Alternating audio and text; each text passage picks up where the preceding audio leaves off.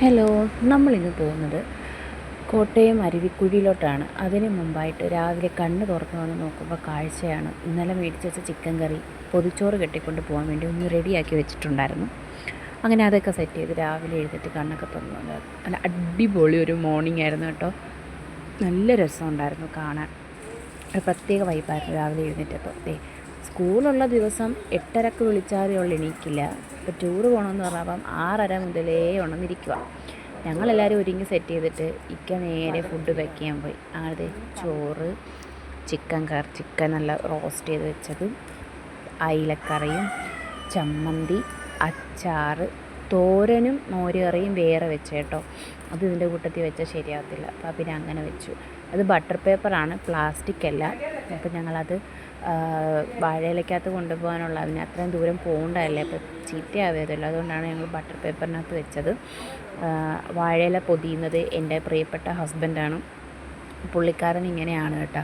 കാര്യം പുള്ളി പൊതിഞ്ഞെങ്കിൽ അത് കറക്റ്റ് ആവത്തുള്ളൂ. ഞങ്ങളൊക്കെ പൊതിഞ്ഞ് എന്തെങ്കിലും മിസ്റ്റേക്ക് വന്നാൽ പറയും, എന്നെ വിളിച്ചാൽ പോരായിരുന്നാ, ഞാൻ ചെയ്യത്തില്ലായിരുന്നാ എന്ന് പറയും. അപ്പോൾ അതുകൊണ്ട് നമ്മളതിന് മുൻകൂട്ടി റിസ്ക് എടുക്കാത്തത് കൊണ്ട് തന്നെത്താനെ പൊതിഞ്ഞോളാൻ പറഞ്ഞു.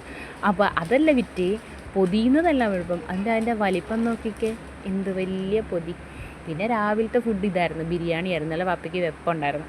രാത്രി ആരും കഴിച്ചില്ല, അടുത്ത് ഫ്രിഡ്ജ് വെച്ച്. രാവിലെ ആയപ്പോൾ എല്ലാം ആവി കയറ്റിയിട്ട് ഞങ്ങളെല്ലാവരും കഴിച്ചു. ഓട്ടോയിലാണ് പോണത്. അപ്പോൾ ഓട്ടോയിലിരുന്ന് പറയുന്നത് ഇച്ചുവിന് വേണ്ടിയിട്ടാണ് ഈ വെളുപ്പാങ്കാലത്തെ ഓടി പോണത് എന്നാണ് പറയുന്നത്. അവൾക്ക് വേണ്ടിയിട്ടാണ് ഈ പോണത്. അവളെന്ന് പറഞ്ഞാൽ എൻ്റെ ചാവും. അവളേന്നും പറഞ്ഞുള്ള ജീവിതമാണ് ഇക്കക്ക്. അവളെന്ത് കുരുത്തക്കേട് കാണിച്ചാലും സപ്പോർട്ട് ചെയ്യും. അങ്ങനൊരു ഇതാണ്. പിന്നെ ഞങ്ങൾ മുന്നോട്ട് പോയി മൂത്താപ്പാനെയൊക്കെ വിളിച്ചിട്ട് നേരെ കോട്ടയം ടൗണിൽ വന്നിട്ട് ഒരു ബേക്കറിയിൽ നിന്ന് രാവിലത്തെ ഫുഡ് കഴിക്കാമെന്ന് വിചാരിച്ചു. ഞാൻ കഴിച്ചത് സ്വീറ്റിനായിട്ടുള്ള നല്ല ടേസ്റ്റ് ഉണ്ടായിരുന്നു. മൂത്തത് പിന്നെ ഒരു സമൂസാനെ പോസ്റ്റ്മോർട്ടം ചെയ്യുന്ന കാഴ്ച ടേസ്റ്റൊക്കെ ഉണ്ടാകാൻ നോക്കിയപ്പം ഉണ്ടെന്ന് പറഞ്ഞപ്പോഴത്തേക്കും ഉമ്മി പറഞ്ഞാൽ എനിക്ക് ഒരെണ്ണം കൂടെ മേടിച്ചോളാൻ പറഞ്ഞു. ഞങ്ങളെല്ലാവരും ചായ കുടിച്ചു. നല്ല അടിപൊളി സ്വീറ്റായിരുന്നു കേട്ടോ, ഒരു രക്ഷയില്ലായിരുന്നു, നല്ല ടേസ്റ്റായിരുന്നു, എനിക്കിഷ്ടപ്പെട്ടു. പിന്നെ അവൾ ജെല്ലിമിഠായി മേടിച്ചു കഴിച്ചു. ഇപ്പോൾ പറഞ്ഞാൽ ജെല്ലിമിഠായി കഴിക്കരുത്, ഇത് റബ്ബർ ബാൻഡ് എന്തുകൊണ്ടൊക്കെ ചേരുന്നതാണെന്നൊക്കെ പറയാം. ഇത് റബ്ബർ തോട്ടമാണ് കേട്ടോ ഇപ്പോൾ ഈ കാണുന്നത്. നല്ല രസമുണ്ടായിരുന്നു. ഇപ്പുറത്ത് റബ്ബർ തോട്ടവും അപ്പുറത്ത് ജാതി മരവുമാണ്. അപ്പം നടുക്കൂടെ പോകുന്നത് കാണുമ്പോഴേ നല്ലൊരു വൈബായിരുന്നു. എനിക്ക് ഭയങ്കരമായിട്ട് ഇഷ്ടപ്പെട്ടു കേട്ടോ. സാധാരണ ഈ കോട്ടയം ഭാഗത്തോട്ടൊന്നും നമ്മൾ വന്നിട്ടില്ല. അരുവിക്കുഴിയിൽ നിന്ന് ഗൂഗിൾ പേയിൽ അടിച്ചു കൊടുത്തപ്പോൾ ഇവിടെയാണ് കാണിച്ചത്. ഞാൻ തന്നെ ആലോചിച്ചു ഈ ഫോട്ടോ കാണാനാണോ വന്നതെന്ന്. അപ്പോൾ എനിക്ക് പറയണേ ഇതല്ല, അപ്പുറത്തുണ്ടെന്ന് പറഞ്ഞു. അങ്ങനെ ഞങ്ങളത് ടിക്കറ്റ് എടുത്ത് അകത്തോട്ട് കയറാൻ പോവുകയാണ്. 26 രൂപയാണ് ഒരാൾക്കുള്ള എൻട്രൻസ് ഫീ.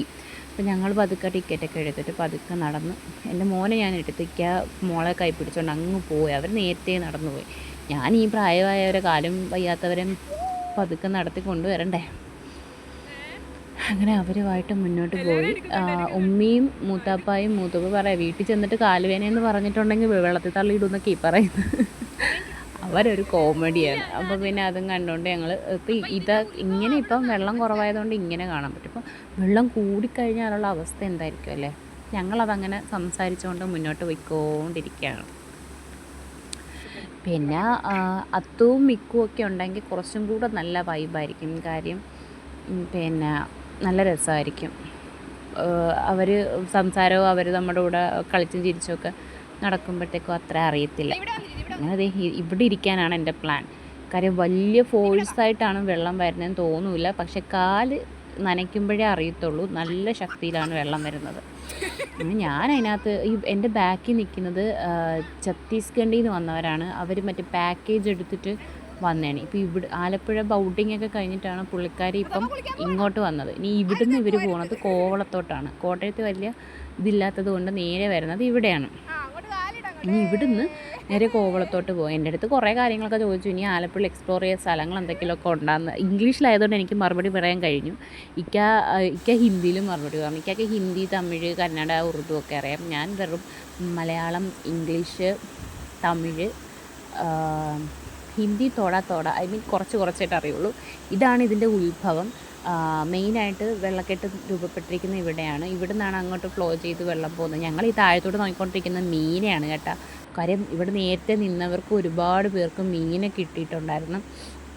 നല്ല വൈബായിരുന്നു കേട്ടോ. നല്ലൊരു മീൻ കിട്ടിയെന്നൊക്കെ പറഞ്ഞാൽ അവർ തോർത്തും അവർ ഇട്ടുകൊണ്ട് വന്ന ഡ്രസ്സൊക്കെ ഇട്ടിട്ടാണ് മീനെ പിടിച്ചത്. പിന്നെ അവിടുന്ന് ഞങ്ങൾ tata bye bye see you പറഞ്ഞിട്ട് ഞങ്ങൾ അവിടുന്ന് ഇറങ്ങാൻ പോവുകയാണ്. കാര്യം കുറേ നേരം ഇവിടെ സ്പെൻഡ് ചെയ്തു. ഇനി ഒരിക്കൽ കൂടെ ഞങ്ങൾ വരും. അത് നല്ല വെള്ള ഫോഴ്സ് ഉള്ളപ്പോഴത്തേക്ക് ഞങ്ങൾ വരും എന്ന് ഉറപ്പ് പറഞ്ഞിട്ടാണ് ഞങ്ങൾ അവിടെ നിന്ന് ഇറങ്ങുന്നത്. ഒരു ഓഗസ്റ്റിൽ വരാമെന്നുള്ള പ്ലാനിലാണ് കേട്ടോ. June July മഴയാകുമല്ലോ. ഓഗസ്റ്റൊക്കെ ആകുമ്പം ഞങ്ങൾ ഇവിടെ നിന്നപ്പോഴേ ചെറിയ ചാറ്റലുണ്ടായിരുന്നു. എന്നിട്ട് ഞങ്ങൾ വലിയ കാര്യമാക്കില്ല, ചാറ്റലല്ലേ. അങ്ങനെ പിള്ളേർ വെള്ളത്തിൽ കളിക്കുന്ന വീഡിയോസൊന്നും ഇടാൻ പറ്റില്ല. കാര്യം യൂട്യൂബ് തന്നെ അത് റിമൂവ് ചെയ്യുന്നുണ്ട്.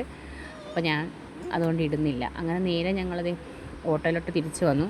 ഞങ്ങളൊരു ഐസ്ക്രീം കഴിച്ചു. ഇത് മറ്റേ കുൽഫിയാണ് കേട്ടോ, ഫ്രൂട്ട് സലാഡ് കുൽഫി എന്നാണ് അത് പറഞ്ഞത്. ഒരെണ്ണം 50 രൂപയാണ്. വീഡിയോ ഒന്നും എടുക്കല്ലേ, വീട്ടിൽ പോയാൽ അമീർ പ്രശ്നം ഉണ്ടാക്കും എന്നാണ് പറഞ്ഞത്. മുത്താപ്പായും മുത്തും കൂടെ മേടിച്ച് തന്നത്. പിന്നെ ഞങ്ങളെല്ലാവരും കൂടെ കഴിച്ച് പിന്നെ അവിടെ നിന്ന് മുമ്പോട്ട് പോയപ്പം ഒരു കട ഒഴിഞ്ഞു കിടക്കുമായിരുന്നു. അതിൻ്റെ അവിടെ പോയിട്ട് ഞങ്ങൾ രാവിലെ കെട്ടിക്കൊണ്ട് വന്ന് ചോറെടുത്തിട്ട് തുറന്ന് കഴിച്ചു. സാധാരണ ഞങ്ങൾ പുറത്ത് പോകുമ്പോഴത്തേക്കും ഫുഡെല്ലാം പുറത്തുനിന്നാണ് മേടിച്ച് കഴിക്കുന്നത്. ഇന്നതൊരു പ്രത്യേകത തോന്നിയിട്ട് ഞങ്ങൾ ചെയ്തതാണ്, ഇങ്ങനെ സെറ്റ് ചെയ്ത് കൊണ്ടുവന്നതാണ് കേട്ടോ. അപ്പോൾ അതെല്ലാം കഴിക്കാൻ വേണ്ടിയിട്ട് തുറന്ന് വെച്ചു. ഞങ്ങൾ ഓരോ പിടി എടുക്കുമ്പോഴും ആ ചിക്കൻ്റെയും മീനിൻ്റെയൊക്കെ എണ്ണയൊക്കെ ഇറങ്ങി തോരൻ്റെ ഇതൊക്കെ ഇട്ട് നല്ല അടിപൊളിയിട്ട് മാങ്ങാ ചമ്മന്തിയാണ്, വെള്ള ചമ്മന്തി.